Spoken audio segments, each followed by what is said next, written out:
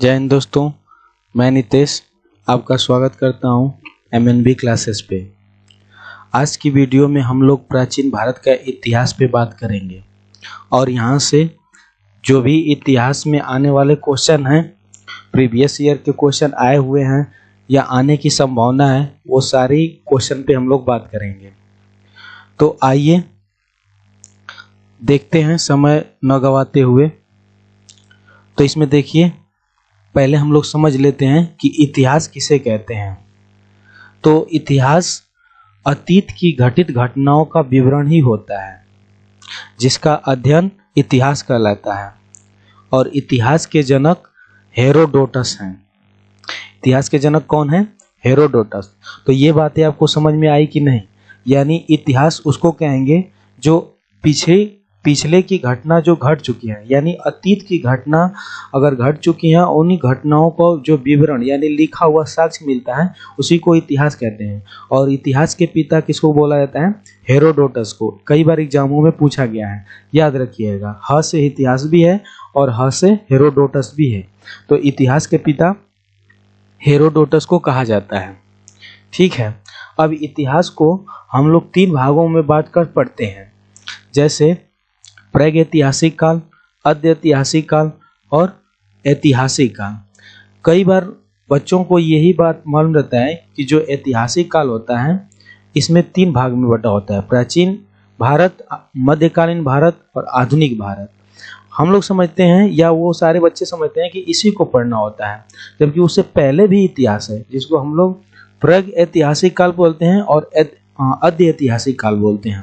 यहाँ से एग्जामों में क्वेश्चन न के बराबर आता है, लेकिन हम लोग आज देखेंगे प्रागैतिहासिक काल, क्योंकि यहाँ से भी एग्जामों में क्वेश्चन बन जाते हैं।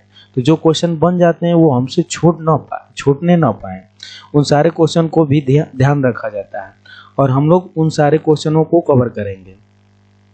तो इसमें देखिए, आइए देखिए, प्रागैतिहासिक काल किसे कहते हैं। तो यह वह काल है जिसमें मानव लिपि और लेखन कला से परिचित नहीं थे। मतलब सीधा सीधा ये समझ लीजिए कि प्रागैतिहासिक काल उसको कहते हैं जिसमें जो मानव रहते थे वो ना लिख पाते थे और ना ही पढ़ पाते थे। एक बात ऐसे सीधा सीधा समझिए कि अनपढ़ थे। और इसको भी 2 भागों में बांटकर हम लोग पढ़ते हैं, क्योंकि मतलब कि ये बड़ा ना हो जाए, समझने की दृष्टि से इसको 2 भागों में बांट देते हैं, जिसको बोलते हैं पाषाण काल और एक को बोलते हैं ताम्र पाषाण काल।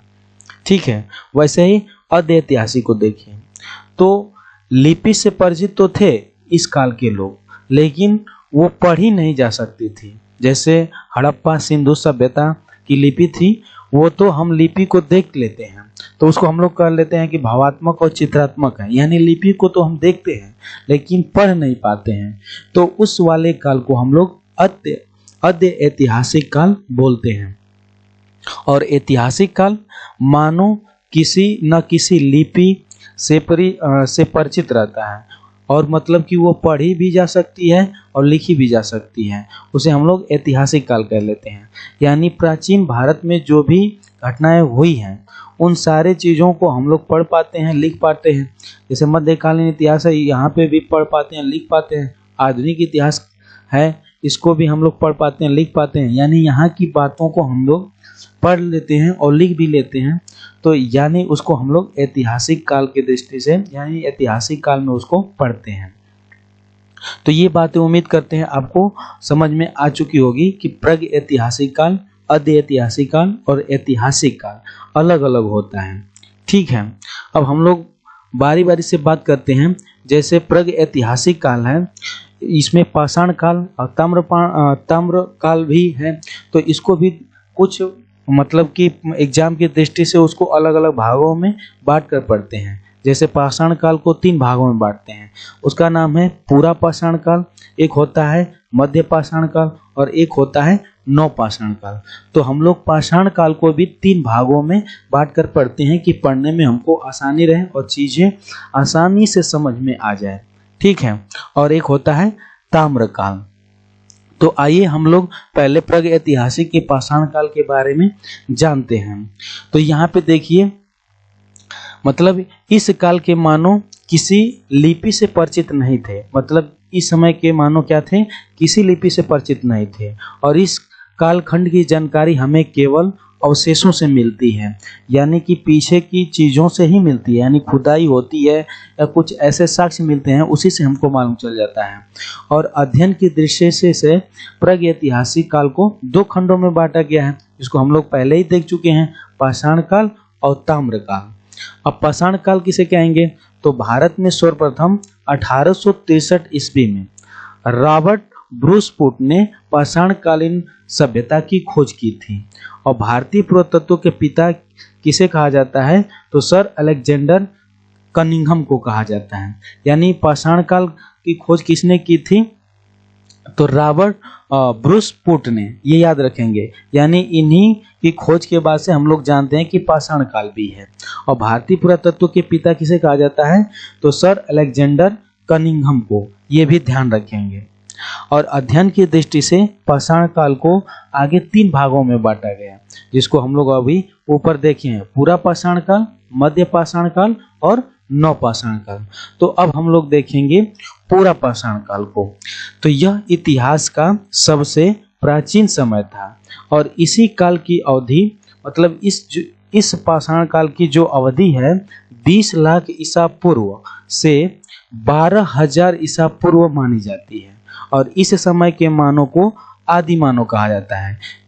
आदि मानव क्यों कहा जाता है? कि इस समय के लोग को ये समझ नहीं था कि हमको क्या खाना चाहिए, क्या नहीं खाना चाहिए, वो आदमी को ही खा जाते थे। ठीक है, तो ऐसे भी याद रखेंगे कि पूरा पाषाण काल में आदि मानव रहते थे और आदि मानव को हम लोग कह लेते हैं कि वो आदमी को ही खा जाते थे।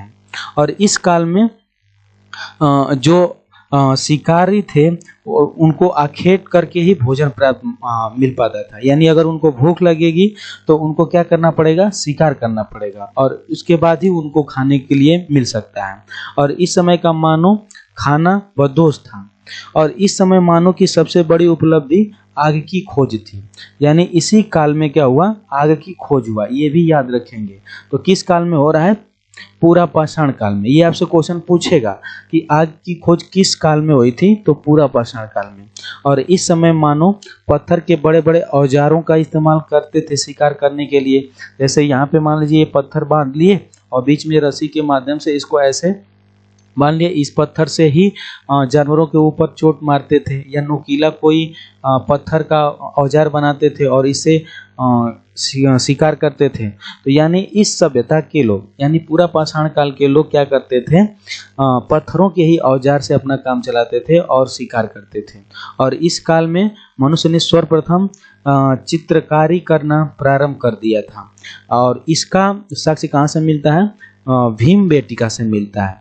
यानी भीमबेटका की गुफाओं में चित्रकारी का साक्ष्य मिला है। जैसे यहाँ पे देखेंगे तो अच्छे से चित्र नहीं बनाया गया है। अगर यहाँ पे देखेंगे तो बस ऐसे जैसे छोटे बच्चे चित्र बनाते हैं ऐसे ही बना दिया गया है। और इसका साक्ष्य यहाँ पे भाला बना दिया गया, यहाँ पे जानवर बना दिया गया और चारों तरफ से उसको मार रहे हैं, ऐसे चित्र का साक्ष्य मिला है।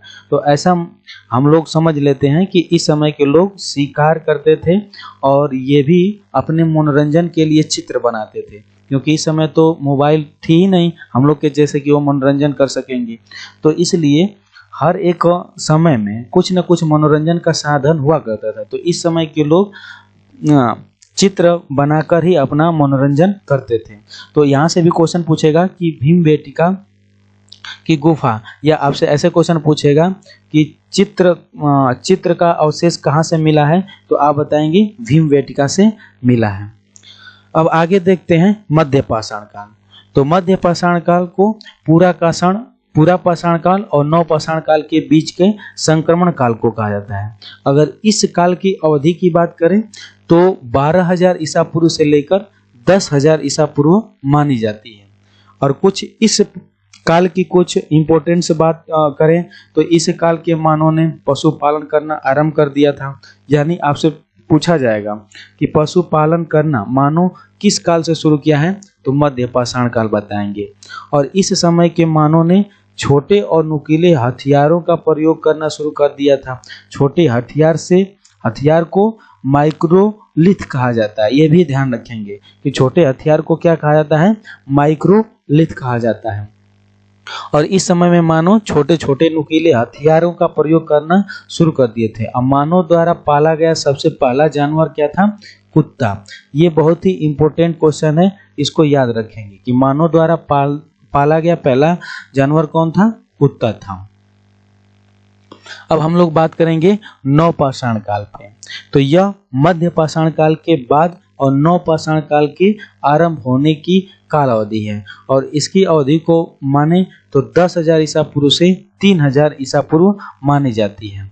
और यहाँ से कुछ इम्पोर्टेंट बातों को ध्यान रखना है। तो इस बात को ध्यान रखना है कि इस काल में मानव ने अस्थायी आवास बना लिया था, मतलब अपना रहने के लिए कुछ न कुछ घर बना ही लिए थे, यानी वहीं पे कहीं भी दिन में या रात में कहीं भी रहते थे, लेकिन सोने के लिए यहाँ पे आ जाते थे।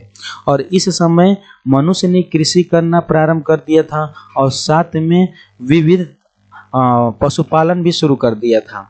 यानी कृषि यानी खेती करना भी शुरू कर दिए थे, और विविध पशुपालन यानी अलग अलग प्रकार के कई प्रकार के जानवर भी पालना शुरू कर दिए थे। गाय, भैंस, भेड़, ऐसे कुछ पशुपालन भी शुरू कर दिए थे।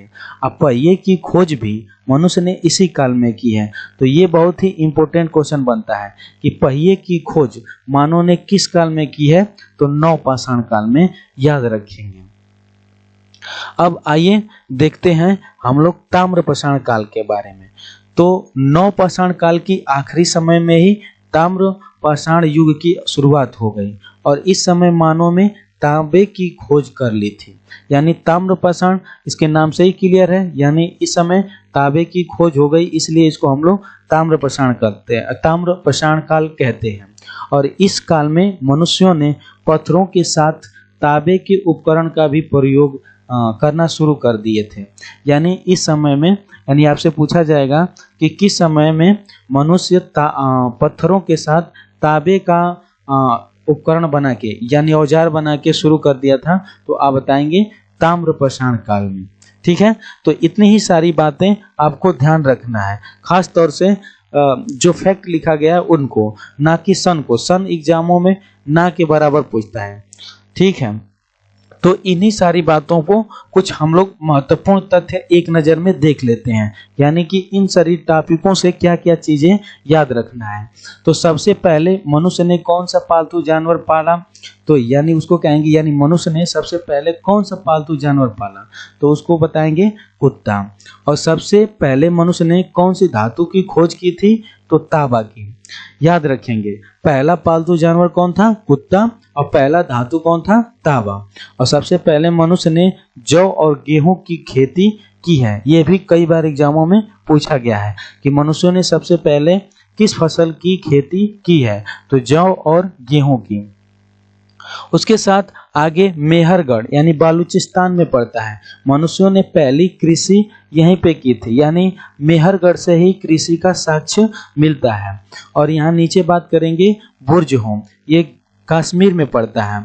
तो यहाँ पर मनुष्य जमीन के अंदर गड्ढा बनाकर यानी गर्त आवास में रहता था, और यह मनुष्य के साथ कुत्ते को दफनाए जाने का भी प्रमाण मिलता है।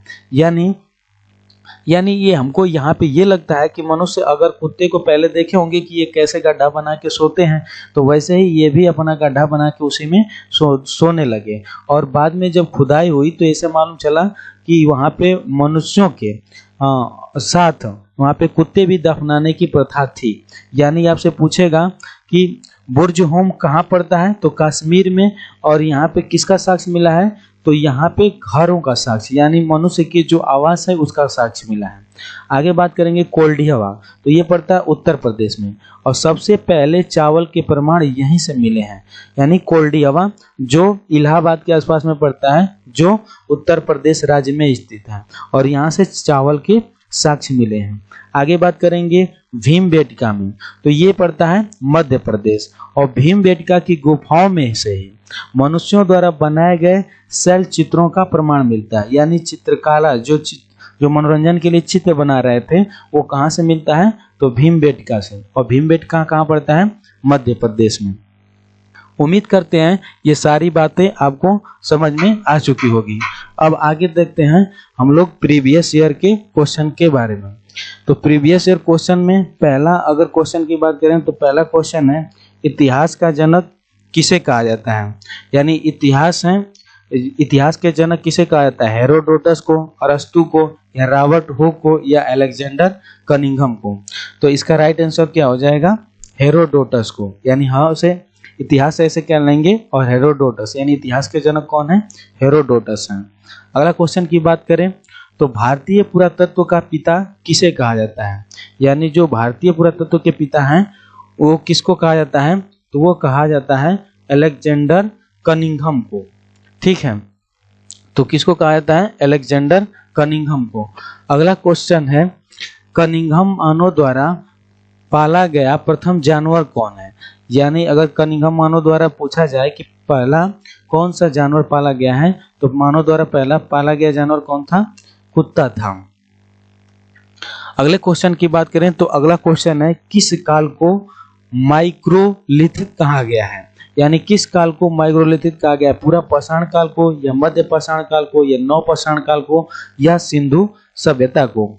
तो किसको कहा गया है, मध्य पाषाण काल को। तो राइट आंसर क्या हो जाएगा, मध्य पाषाण काल। अगला क्वेश्चन है निम्नलिखित में से किस काल खंड में मानव ने सर्वाधिक जीवन बिताया है, यानी किस काल में मानव सबसे ज्यादा रहे हैं, पूरा पाषाण काल में, मध्य पाषाण काल में, नव पाषाण काल में, या सिंधु सभ्यता में। तो सबसे ज्यादा मानव किस में रहे हैं, पूरा पाषाण काल में। अगला क्वेश्चन है मानव द्वारा खोजी गई सबसे पहली धातु कौन सी थी, तो मानव ने सबसे पहले कौन सी धातु की खोज की थी, तो वो थी तांबा। अगले क्वेश्चन की बात करें तो अगला क्वेश्चन है सबसे पहले कृषि के प्रमाण कहां पर देखने को मिलते हैं, तो सबसे पहले कृषि के प्रमाण कहां से देखने को मिलते हैं, मेहरगढ़ में। अगला क्वेश्चन है सबसे पहले चावल के साक्ष्य कहां से देखने को मिलते हैं, तो सबसे पहले चावल के साक्ष्य उत्तर प्रदेश के कोल्डियावा वाले स्थान से देखने को मिलते हैं। अगले की बात करें तो आग का आविष्कार किस काल में हुआ है, तो आग का आविष्कार हम लोग पढ़े थे ना, आग का आविष्कार पूरा पाषाण काल में हुआ था। अगला क्वेश्चन के बारे में बात करें तो अगला क्वेश्चन है पहिए का आविष्कार किस काल में हुआ है, तो पहिए का आविष्कार नव पाषाण काल में हुआ है। अगला क्वेश्चन है कहां पर मानव गड्ढे खोदकर निवास करता था, तो कहां पर मानव गड्ढा खोदकर निवास करता था, बुर्ज होम में, और ये कहां पड़ता है, जम्मू कश्मीर में। अगला और लास्ट क्वेश्चन है भीमबेटका की गुफाएं किस लिए प्रसिद्ध है, तो भीमबेटका की गुफाएं किस लिए प्रसिद्ध है, गुफाओं के शैल चित्रों के लिए। यानी हम बात किए थे ना कि उस समय के लोगों के पास तो मोबाइल थी नहीं, तो मनोरंजन के लिए क्या बनाते थे, चित्र बनाते थे। तो भीमबेटका की गुफाएं मध्य प्रदेश में है और किस लिए प्रसिद्ध है, तो गुफाओं के शैल चित्रों के लिए। उम्मीद करते हैं सारी बातें आपको समझ में आ चुकी होगी। वीडियो कैसे लगी आप कमेंट बॉक्स में जरूर बताएं। धन्यवाद, थैंक यू।